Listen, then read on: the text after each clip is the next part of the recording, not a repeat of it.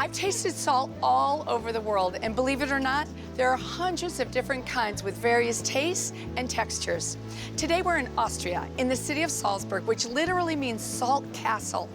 We'll visit a salt shop that features salt products from a local salt mine that's been mining this essential ingredient for over 7,000 years. And in the kitchen, we'll make delicious salt-crusted sea bass with lemon, thyme, and dill, and salt-roasted potatoes. Today, we're celebrating this essential ingredient in our everyday cooking, salt. I love to travel the globe in search of new food and wine discoveries. For me, it's about more than returning home with a handful of new recipes. It's about taking the spirit of Austria, of Italy, of Greece, and of the Danube River and injecting some of their magic into our everyday lives. Food has a unique ability to transport us. Join me as we discover new plates and places on our culinary journey together. Joanne Weir's Plates and Places is brought to you by... With AMA Waterways, guests can climb, pedal, and journey beyond the beaten path while cruising on storied rivers across Europe. You can find out more at amawaterways.com. Our winemaking is the result of teamwork and patience. Working together, we dedicate our best efforts with every vine, grape, and bottle. Washington Vintners. Since 1899, my family shared our passion for everything that goes into our Mutti 100% Italian tomatoes. Only tomatoes, only Mutti. Start something delicious. California figs from Valley Fig Growers.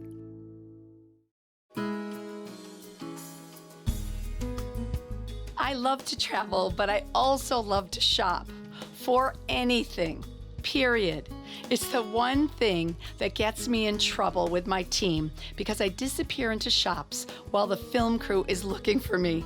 Well, today, the crew is coming along with me because even though I'm tempted by all these beautiful shops in this charming and historic shopping district in Salzburg, I'm going shopping for NaCl, aka sodium chloride, aka salt. I'm here with Karina at Salzburg Salt, and we're here to talk all about salt because this shop is full of it. So what are some of your favorite things here? I've been looking around a little bit. We got a few different things. Salt, you can use it for nearly everything. So you can use it for bathing, or you can use it for cooking, or you can use it as decoration, or you can use it to cook on it. I saw the bricks that you cook on. Yes. How do you use those? You just heat it up a little. And you put it on gas? You can put it on right on the top of your stove? On the barbecue or in the oven. Oh, not on the stove. Okay, that's good. No. Would that crack? Yeah, maybe, but I don't know if it's good for the stove when you put it inside. All right. Heat it up, put steak on it, or a fish, or something like this, and then it gets salty because the heat of the plate will put the salt inside and get the water outside. So it's like, yeah. Salzburg means? The castle of salt. Yes. Burg is the castle upstairs, but the people always think Salzburg, the city, has got salt. Oh, right. But we don't have any salt. We're just this city in the middle of all the mines, and where the salt was sold and the salt was shipped, and so it's like the capital of salt. So like how far away are the mines? About 20 minutes from Salzburg. They are a view about 30 minutes or an hour away by car. The one we get our salt from is in Altaussee in Styria, so in the Salzkammergut. And there is where we mine the rock salt. The Austrian rock salt is really special because of the minerals inside. It's very high on iron, very high on calcium, and that's also the reason why it's very dark. Whoa, this is pretty heavy. Yeah. I mean, you would think that this is just like a big rock. It actually is a rock. Wow, this is in the color. It's incredible. We mine it from the mountain inside, and it's done everything with bare hands, so we don't, it's really hard work down there. So what are they doing, chipping away? Yeah, we don't bleach it, we don't clean it chemically, we don't put iodine to it. Can I taste it? Of course.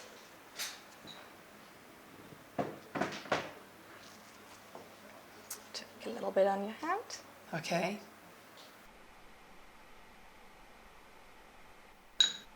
Just like this? Yes. Okay. That is really delicious. It's very clean, and you just, it's that's all I can say. It's just clean, and the finish is just beautiful. It's very soft and gentle. It's a beautiful salt. Yeah. It's really all natural. We don't Yes. do anything with it.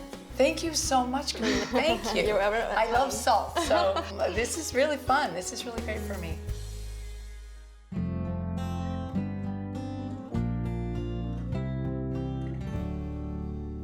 How did you like that salt shop? I loved it. I love visiting. You know, Salzburg is really incredible. There's just this, I guess, devotion to salt in just this regard. I mean, no wonder it's called Salzburg. Anyway, I'm going to do fish cooked under salt. And I don't know if you've ever done it before, but I think it's such an interesting dish. And so what I'm doing is just to take some salt. I'm using sea salt. You can also use kosher salt, but I'm using sea salt. And I need a lot of it. The thing about this is the fish doesn't taste salty after. There's a nice bit of salt, but it's not salty, which is kind of surprising. It's just a really great way to cook your fish and have it still be really moist. I'll definitely have enough. I'm also going to add some herbs, and the herbs that come from here, dill and thyme, which are really great. And the reason I like to do this is I like the dill and the thyme to impart their flavor with the fish. So, oh, that dill smells so good. I love dill. I love thyme too. And then also a little bit of lemon zest. When you're zesting the lemon, you always want to make sure you just use the colored part. Don't zest the white because you know it's bitter. You just want that nice flavor of the lemon. So I'm going to just zest 1 lemon. And now I just take the egg whites and I just break those up a little bit with a fork, or you can use a whisk too. Okay, that looks good.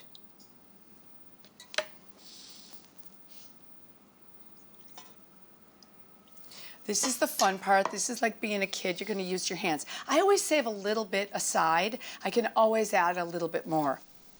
So I'm going to just mix this together. And you can see it kind of lumps up, but I'm going to break those lumps with my hands.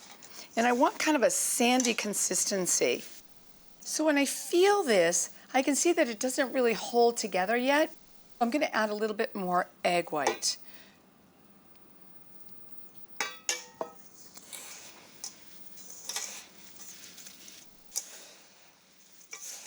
It's going to feel a little bit like wet sand. And now you can see, when you squeeze it, it holds together. That's what you want. I have a baking sheet that is lined with silpat, but you could also use parchment paper, either one. And then you can take some of this salt and you're going to place it on the bottom. I want about 1/4 inch thick layer of salt. Okay. Place this on top.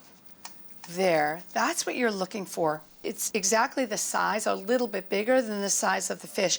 And your fish, you can see nice, clear eyes. That's what you're looking for. And then when you press on the fish, it should be slightly firm. That's exactly what you're looking for. That shows you that the fish is really fresh. Okay, now what we're doing is to take some bay leaves. I'm just going to use 3. And I love the flavor that bay imparts in fish. It's really wonderful. Just place those on the inside. And then we'll also add a little bit of dill. Nice dill sprigs. So I'm not using chopped. This time I'm using fresh sprigs. And then these beautiful thyme sprigs. So nice and fresh. So we'll add those. Oh, that thyme smells so good. We just picked it. It's really wonderful. And then some slices of lemon. I just cut those in half. And you know, fish and lemon with dill and thyme are fantastic together. So just a few pieces. And then you want to make sure that's all enclosed in the fish. There. Okay, take the salt. And now a nice thick layer goes on the top. What I'm doing is I'm sealing the fish inside this salt, and it's going to steam on the inside. It keeps the moisture on the inside. When you go to eat the fish, it's silky. It's so beautiful. Make sure it's completely enclosed. Now, that looks perfect. This is going to go into a 400-degree oven, or we're going to cook it until it's about 135 degrees when you check it with an instant read thermometer. I'm here in Sonoma wine country, and today is all about salt. But first, I'm going to put a steak on. Remember this? I showed you that pink salt. You know, it's really funny. I was looking in my cabinet as I was thinking about salt, and I started taking out salts. I couldn't believe how many salts I have. I mean, check this out. So many different kinds. Then there are flavored salts, and you see tons of those on the shelves now. I mean, it used to be, you know, like our mom said, celery salt, garlic salt, onion salt. Well, now you see truffle salt, smoked salt, Tuscan salt, Provençal salt. So I have a couple, and I thought it would be fun. This one is a Provençal salt, and it's from the herbs from the garden here, which I think is really wonderful. And I want to try it on one of the tomatoes because I think it's going to be really delicious. So let's see how this is. Wow. You can taste. It has thyme, it has oregano. It's really wonderful. Very delicate, though.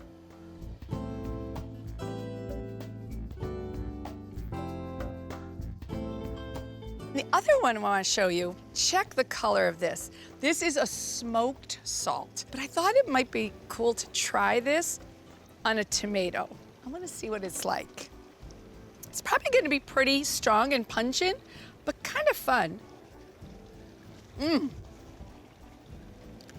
I only put a tiny bit.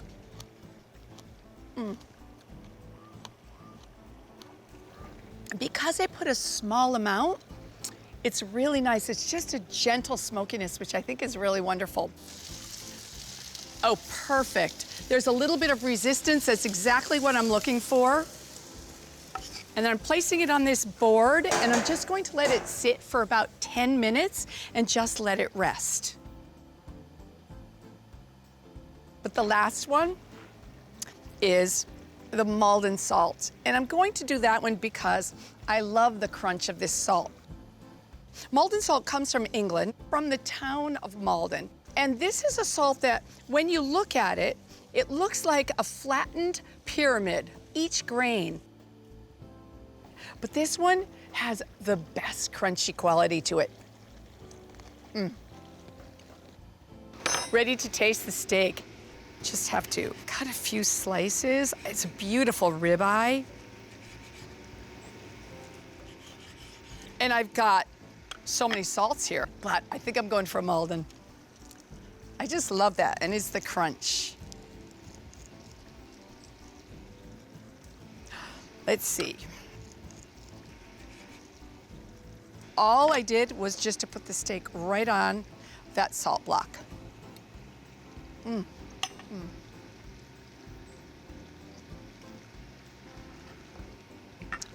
Okay, that is like the best steak I've ever had in my life. I'm not kidding. But of course, I'm in the wine country. I have to have a little glass of wine. I've got a nice Zinfandel.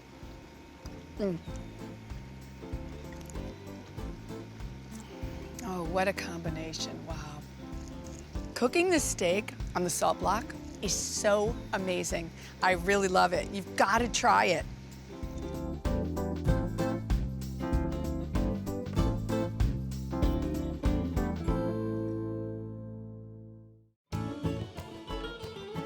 At the site of an ancient Roman forum, the famous residence square in Salzburg is complete with a giant horse fountain. It's one of the largest baroque fountains outside of Italy.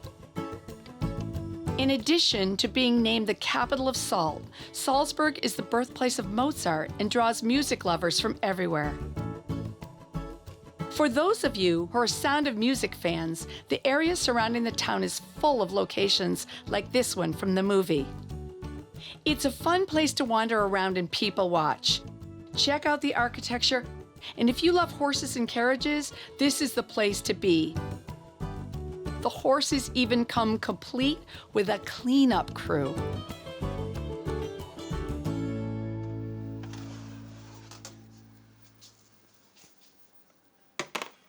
Wow. So you can see this is really, really hard.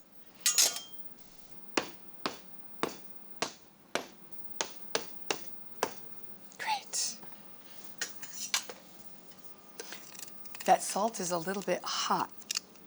Ooh, that's beautiful. Let's go back and use this again.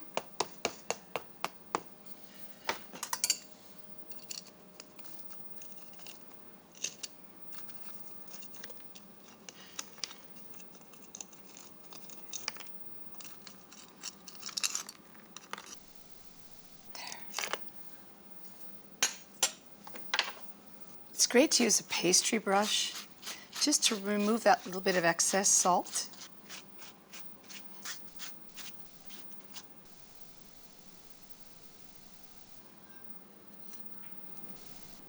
I just use a fork to remove the skin. You can just break it first.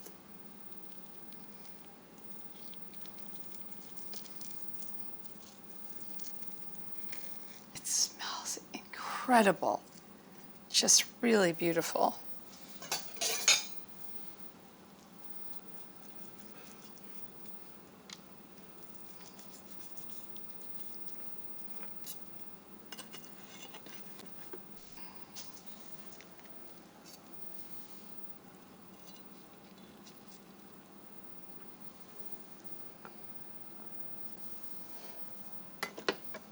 I love to garnish this with a little bit of the dill. And also I have some beautiful thyme that has some flowers on the top. I always try to garnish with what's in the dish. And of course, a wedge of lemon. But let's not forget, I have a little olive oil for the top. And you don't need to salt it. Wow.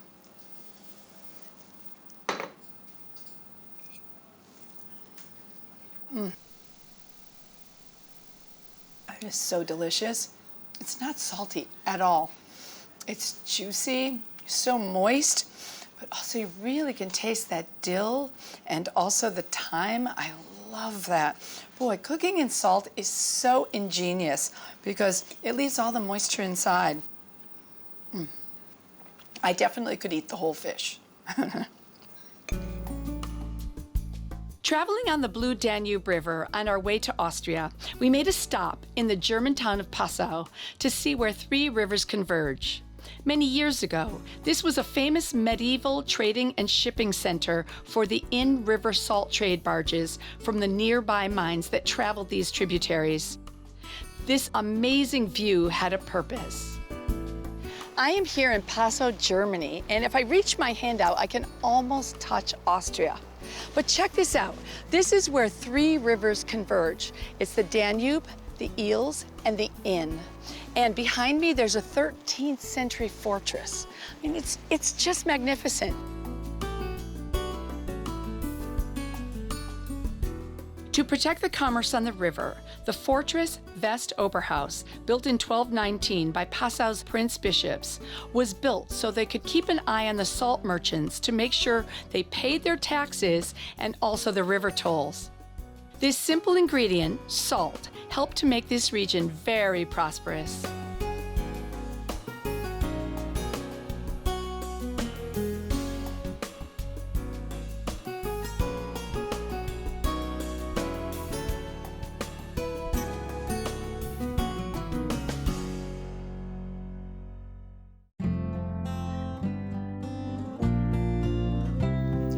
Salt roasted potatoes, extra crispy salt roasted potatoes.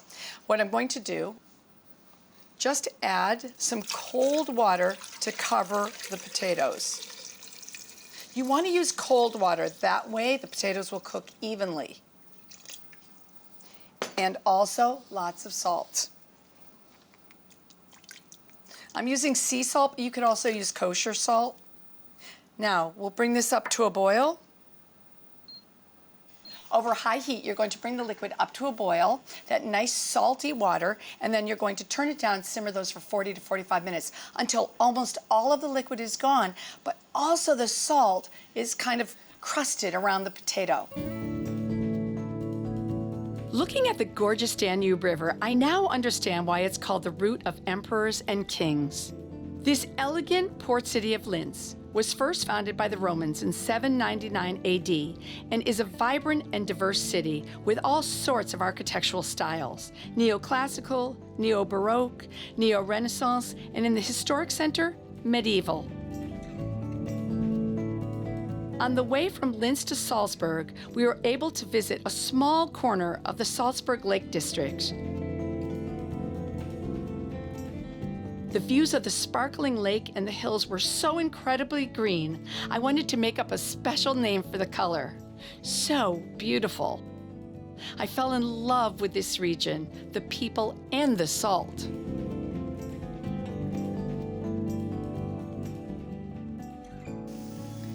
Check these potatoes out. See how they're salty? There's all that crustiness on the outside. That's exactly what you're looking for. And you can take them out of the pan. I'm using a little bit of unsalted butter.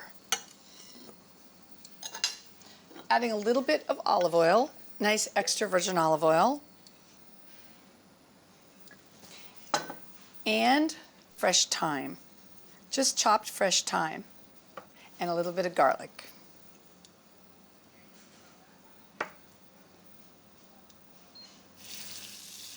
Ooh, does that smell good.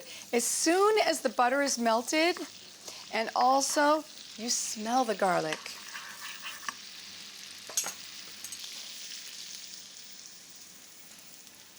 Just pour that right over the potatoes. Now I like to toss the potatoes together with that wonderful butter and olive oil and thyme. And I place those in the oven for about 15 minutes. I'm looking for some crustiness on those potatoes.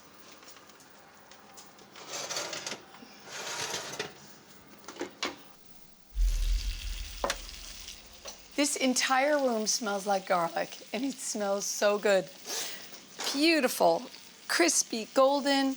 Add a few green onions. These are just chopped green onions. Also some chives.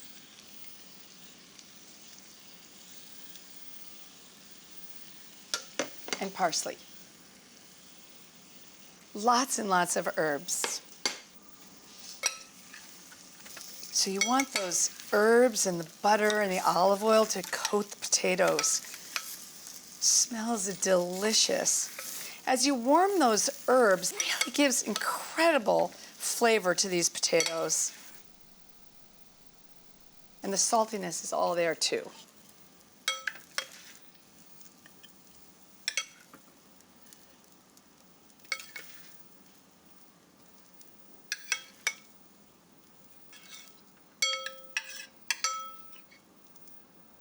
I want all of those herbs because they're so wonderful. Tasting that with the fish is perfect.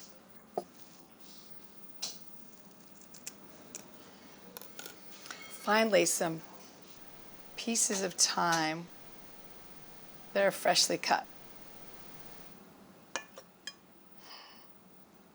Wow, those smell so good. And I am such a potato lover. Those are amazing. The thing that's funny about them, they're not too salty. What you really get is the herbs and the garlic. And who doesn't love having chives, garlic, parsley, thyme? Amazing. I'm going in for another bite.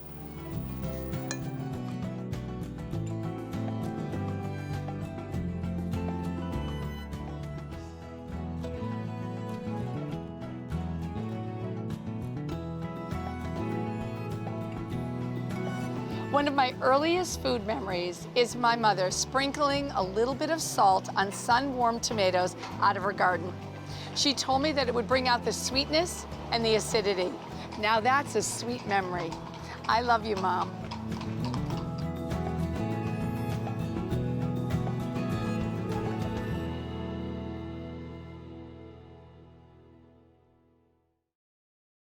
You can visit our website to find and print selected recipes, get information about each episode, learn more about Joanne and the show, see behind-the-scenes photos, provide email feedback, and more. It's all at joanneweir.com/plates-places.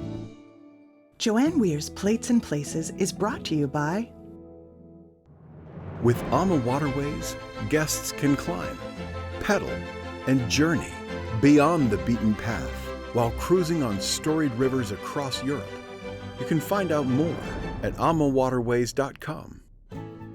Our winemaking is the result of teamwork and patience. Working together, we dedicate our best efforts with every vine, grape, and bottle. Washington Vintners. Since 1899, my family shared our passion for everything that goes into our Mutti 100% Italian tomatoes. Only Mutti. Start something delicious. California figs from Valley Fig Growers.